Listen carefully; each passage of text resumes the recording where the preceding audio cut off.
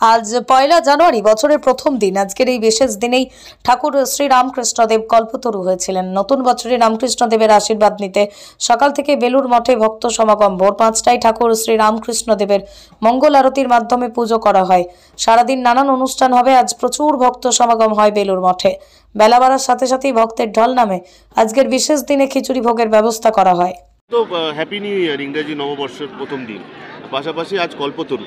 সারাদিনের কি প্রোগ্রাম, বেলুর মঠে কেমন লাগে আসলে? ভীষণ ভালো লাগে। প্রথমত আমার বাড়ি হচ্ছে বাঁকুড়াতে, তো আমরা সেই সুদূর বাঁকুড়া থেকে এখানে এসেছি।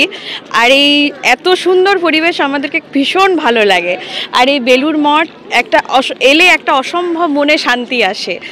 আর প্রথমত আজকে হচ্ছে হ্যাপি নিউ ইয়ার, তো সবাইকে জানাই।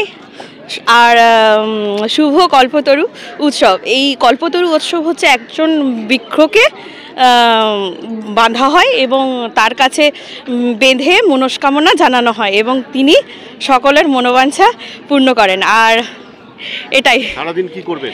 সারাদিন আজকে ঘুরবো আর ভীষণ মজা করব আর এনজয় করবো। হ্যাঁ হ্যাঁ, অবশ্যই অবশ্যই। হ্যাঁ, প্রসাদ খাবো। আপনার নাম? আমার নাম অর্পিতা ভট্টাচার্য।